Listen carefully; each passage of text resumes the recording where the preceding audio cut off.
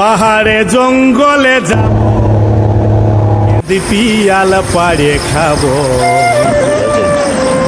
না পালে ভোগে মরে যাব। ও দিদি গো আমি না আর দেশেতে যাব। এই বর্ষা মৌসুমে পাহাড়ের উষ্ণতা এবং মুগ্ধতা নিতে আমরা ঢাকা থেকে রওনা দিলাম বান্দরবনের উদ্দেশ্যে। সকাল 10টা আমরা রওনা দিয়েছিলাম ইম্পেরিয়াল এক্সপ্রেসে করে। রাতের প্রায় 1টা 20-এ আমাদের জার্নি স্টার্ট। রাস্তায় প্রচন্ড পরিমাণ জ্যাম ছিল, তার কারণে আমাদের পৌঁছাতে প্রায় বেলা 10টা বেজে যায়। পৌঁছানোর পর আমাদের প্রথম কাজ ছিল ফ্রেশ হওয়া। টার্মিনাল থেকে সামান্য হেঁটে আমরা পেয়েছি একটি কলাপাতা রেস্টুরেন্ট, যেখানে আমাদের সকালে নাস্তা সেরে ফেলি। রেস্টুরেন্টের মোটামুটি ডেকোরেশন তো ভালো ছিল, খারাপ না। আর খাবারটা আমরা হচ্ছে গরম গরম ছিল। আমরা অর্ডার দেওয়ার পরে খাবারটা তৈরি করে পরিবেশন করানো হয়। এবং এখানে একটা ছোট্ট একটা মাছ দেখেছিলাম, খুব সুন্দর সাজানো গোছানো ছিমছাম ছোট্ট একটা রেস্টুরেন্ট বান্দরবনে করি, ভালো। আমাদের প্রথম প্ল্যান ছিল বান্দরবনে স্টে করে আমরা একটা চাঁদের গায়ে নিয়ে শহরটা এক্সপ্লোর করবো, কিন্তু আনফর্চুনেটলি আমাদের হাতে সময় কম থাকায় আমরা বান্দরবনে স্টে করে নেই। আমরা সরাসরি থানচির উদ্দেশ্যে রওনা দিয়েছি। প্রথমে চাঁদের গায়ে নেওয়ার প্ল্যান থাকলেও সেটা নেওয়া হয়নি। পরবর্তীতে আমরা সাশ্রয়ী হিসেবে বাসটাই নিয়ে, সকলের প্রেফার ছিল বাসে যাওয়া এবং দ্রুততম সময়ের মধ্যে সেখানে পৌঁছানো যাবে বলে আমরা ধারণা করছি। কেননা আমরা থানচি গিয়ে আবার সেখানে গাইড বুকিং নিতে হবে সময়ের মধ্যে, মধ্যে আমরা গাইড পাবো না। আমরা লোকাল যে ট্রান্সপোর্ট বাস পেয়ে গেলাম এবং পার পার্সন আমাদের ভাড়া নিয়েছিল 190 টাকা করে। আমরা সেখান থেকে রওনা দিই থানচির উদ্দেশ্যে। বাসটা চলছিল পাহাড়ের আঁকাবাঁকা রাস্তা দিয়ে, মনোরম দৃশ্যগুলো উপভোগ করতে করতে আমরা চলেছি থানচির উদ্দেশ্যে। মাঝে 10 মিনিট একটি বিরতি দেয়, যদিও এখানে 10 মিনিট করে বিরতি হয় না, মিনিমাম সম্ভবত আমি যতটুকু শুনেছি আধা ঘন্টা একটি বিরতি দেয় 30 মিনিটের। কিন্তু আমরা লোকাল ট্রান্সপোর্টে আসায় লোকালদের সহযোগিতায় আমরা 30 মিনিটের বিরতিটাকে 10 মিনিট করে নিই এবং 10 মিনিট পরে আমরা আবার এই জায়গা ছেড়ে রওনা দিই থানচির উদ্দেশ্যে। জায়গাটা খুবই সুন্দর ছিল, আমাকে খুবই মুগ্ধ করেছে।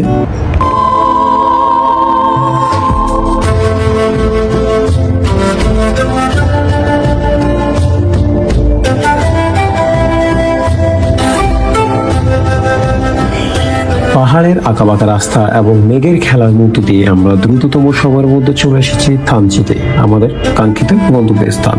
যদিও দ্রুততম সময় বলা ভুল হবে, কেননা আমাদের পৌঁছাতে খুব বেলা হয়ে গিয়েছে। থানচিতে আসার পর আমাদের প্রথম কাজটা হলো থানার এন্ট্রি করা। থানচি থানাতে এন্ট্রি যদি আমরা না করি সেক্ষেত্রে আমাদের পরবর্তী ডেস্টিনেশনে যেতে পারবো না।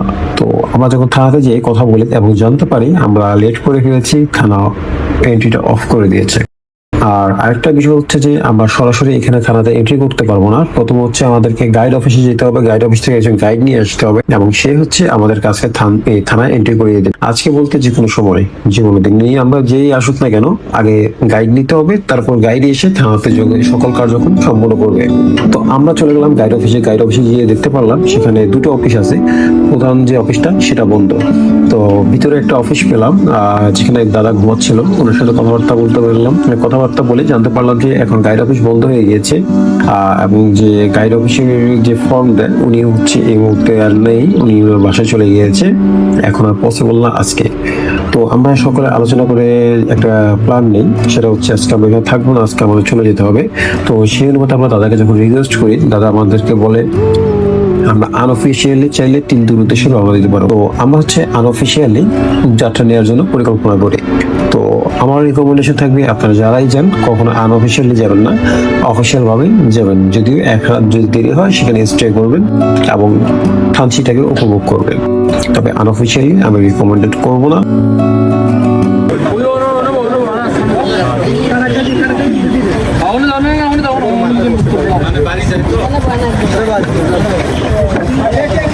Finally, we arrived in Thanchi.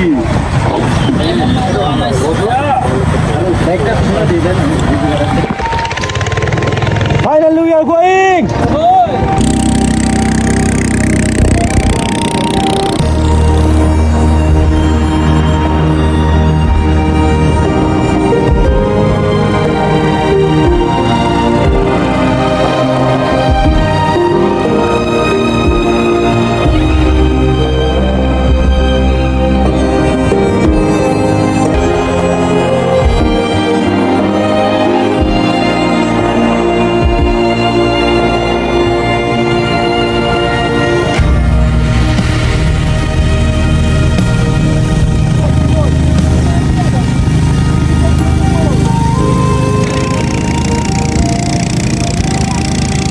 আমরা দুটো বোট নিয়ে এসেছিলাম। আমরা ছিলাম মোট 9 জন, আমাদের একজন গাইড সহ আমরা মোট 10 জন। সাঙ্গু নদীর স্নিগ্ধতা আর পাহাড়ের মুগ্ধতা দেখতে দেখতে 1 ঘন্টা কিংবা 1.5 ঘন্টা কিভাবে যে আমাদের কেটে গেল আমরা বুঝতেই পারলাম না। দেখতে দেখতে আমরা চলে আসলাম আমাদের আজকের কাঙ্ক্ষিত স্থান তিন্দু। আমরা আজকে এখানে রাত্রি যাপন করব। তো এটি হচ্ছে আজকে আমাদের থাকার কটেজ কিংবা ভিলা যেটাই বলি না কেন, এখানে আজকে আমরা রাত্রি যাপন করব। মজার বিষয় হলো এখানে আসার পর লক্ষ্য করলাম আমরা এখানে কোনো সিমেরই কোনো প্রকার সিঙ্গেল নেটওয়ার্ক নেই, টোটালি আমরা আউট অফ নেটওয়ার্ক। আর রাত্রি 8টা থেকে 10টা পর্যন্ত 2 ঘন্টা আমরা কারেন্ট পাবো আমাদের যে নিত্য প্রয়োজনীয় যে কাজগুলো করা তার জন্য। শুভ সকাল বন্ধুরা।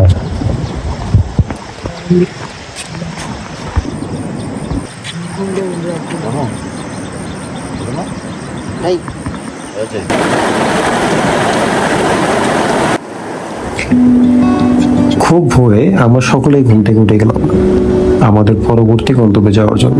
ঝিরির পাড়ে দাঁড়িয়ে আমরা সকলে ফ্রেশ হচ্ছিলাম। প্রাণীর স্রোত, পাহাড়ের মুগ্ধতা এবং এক স্নিগ্ধ উড়ান দিচ্ছিলাম। জীবনে কি এর চাইতে বেশি কিছু চাওয়ার আছে? এমন সুন্দর একটি সকাল আবার খবর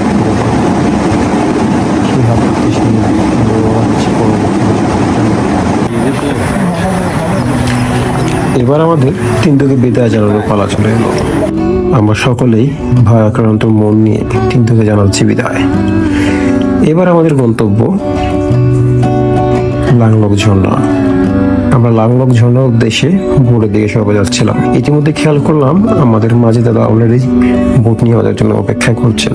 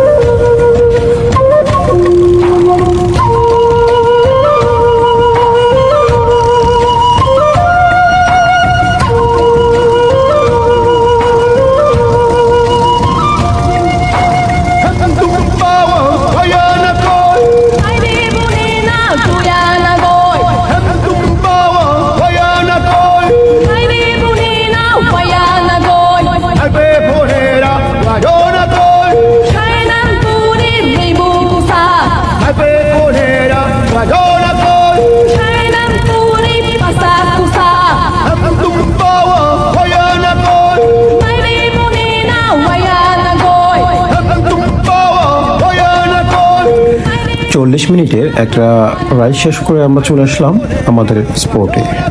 এখানে আমাদেরকে নৌকা থেকে নামিয়ে দেওয়া হলো। এখান থেকে হচ্ছে আমরা ট্রেকিং করে আমাদের আজকের গন্তব্যস্থান লাংলক সেখানে যেতে হবে।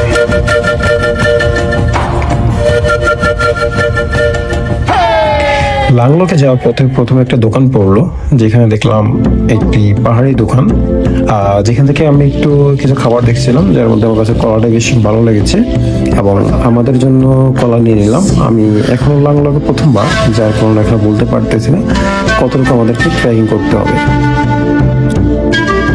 Bengali food, very tasty and delicious. সব কিছু খাবার নিয়ে নিলাম। এখান থেকে যে কলাগুলো সেগুলো হচ্ছে খুবই সুমিষ্ট। আমার ইতিপূর্বে যে কয়েকটা খেয়েছি আমার সত্যিকারও খুব ভালো লেগেছে।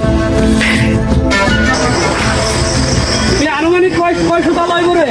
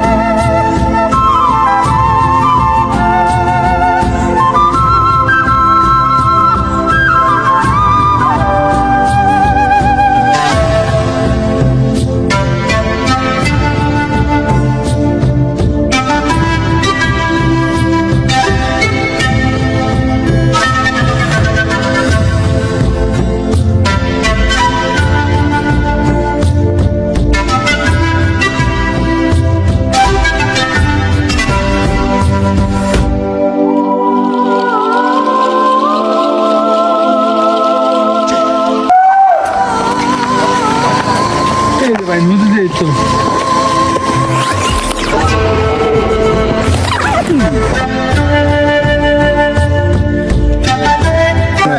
ভাই মেডি তো মাথা না তুমি জানো না রে কি আমি জানি পিছন মার মান ধরে হেলে কিছু না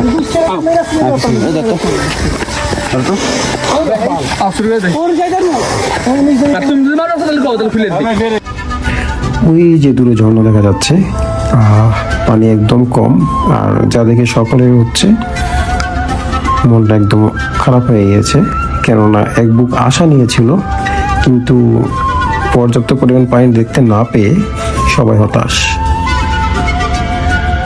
তবুও যেহেতু আমরা ঝর্ণা দেখতে এসেছি, ঝর্ণা দেখে যাব, সেটা যেমনই হোক না কেন, সেজন্য আবার সামনের দিকে হাঁটা ধরলাম ঝর্ণা দেখার উদ্দেশ্যে।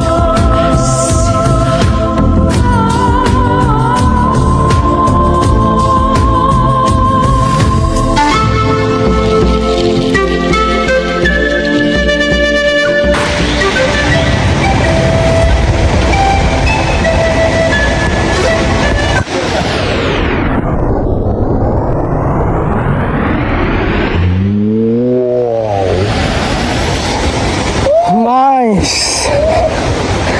This place is so beautiful. ওরা কই? ওরা বিদেশ গেছে, ঘুরতে গেছে, হারাই গেছে। আর আইতো না